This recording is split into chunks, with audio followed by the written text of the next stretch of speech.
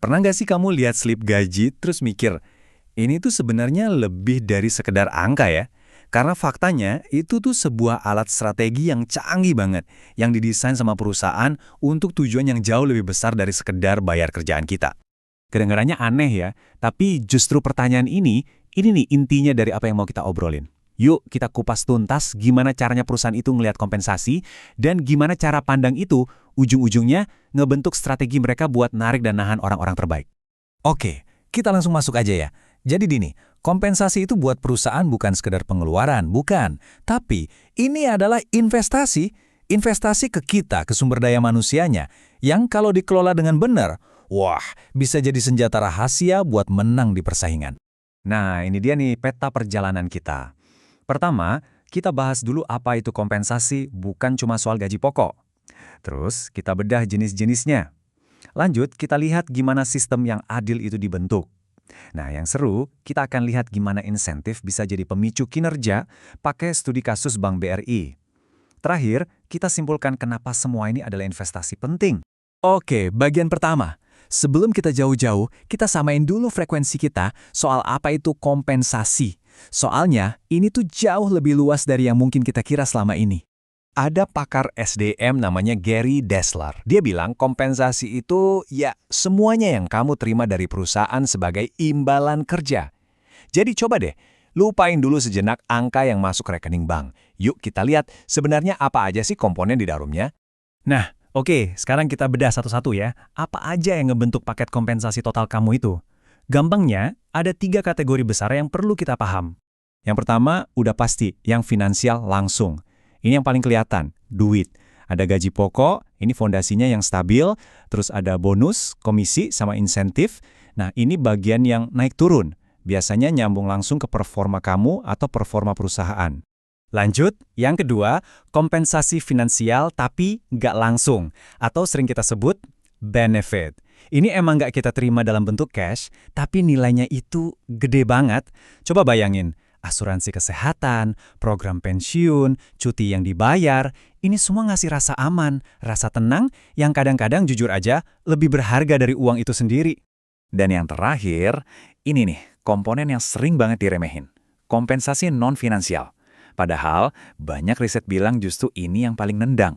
Pengakuan atas kerja keras kita, kesempatan buat naik karir, lingkungan kerja yang asik, fleksibilitas waktu, ini semua tuh hadiah psikologis yang bisa bikin kita loyal beneran.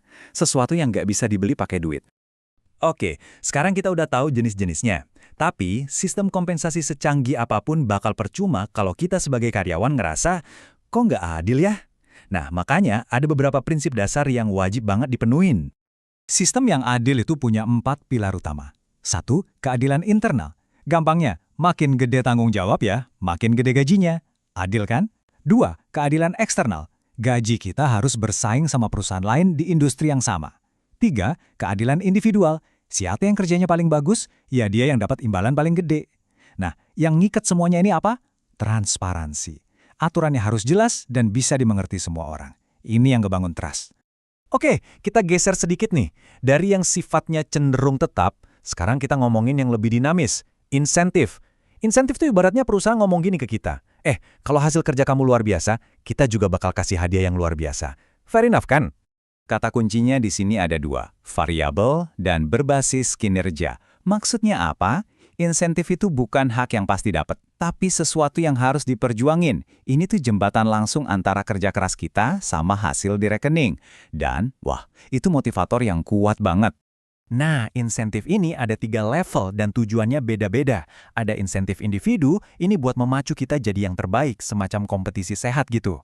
Terus ada insentif kelompok, ini buat ngebangun kerja sama tim biar makin solid. Dan yang paling atas, insentif organisasi. Ini yang bikin semua orang di perusahaan dari atas sampai bawah ngerasa punya tujuan yang sama. Jadi kayak kita semua ini pemilik perusahaannya. Coba deh lihat tabel ini. Ini nunjukin gimana cara pandang soal kompensasi itu berevolusi. Dulu, ngurusin gaji itu lebih kayak kerjaan admin aja, ngatur-ngatur doang. Tapi sekarang, pandangnya udah beda.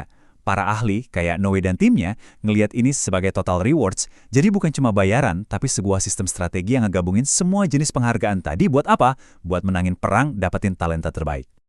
Oke, teorinya udah cukup ya. Sekarang, gimana sih penerapan semua ini di dunia nyata? Yuk, kita bedah langsung studi kasusnya dari salah satu bank terbesar di Indonesia, Bank BRI. Nah, lihat deh gimana BRI ngeracik semuanya. Ada gaji pokok yang udah diatur berdasarkan evaluasi jabatan, jadi adil secara internal. Ada tunjangan dan benefit yang lengkap. Ada insentif yang nyambung langsung ke target, baik itu target individu atau unit. Terus ada bonus tahunan kalau kinerja perusahaan bagus. Dan nggak lupa ada program penghargaan non-finansial juga. Ini tuh contoh textbook dari sistem yang namanya Pay for Performance.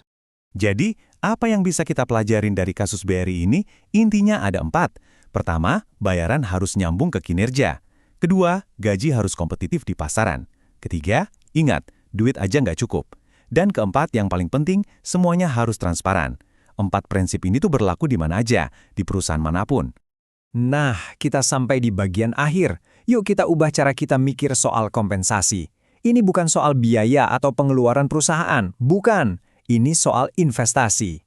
Quote ini benar-benar pas banget. Saat sebuah perusahaan bayar karyawannya dengan baik dan adil, mereka tuh sebenarnya nggak lagi buang-buang uang. Mereka lagi nanam modal di aset terpenting mereka, yaitu kita, orang-orangnya. Dan investasi ini pasti balik lagi kok. Dalam bentuk apa? Inovasi, produktivitas, dan yang paling mahal, loyalitas.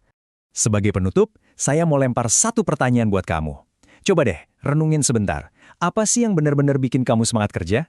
Apakah bonus gede di akhir tahun? Atau justru sebuah pujian tulus dari atasan? Cuma kamu yang tahu jawabannya. Dan paham apa yang jadi motivasi pribadi itu adalah kunci buat ngebangun karir yang bikin kita benar-benar happy dan puas.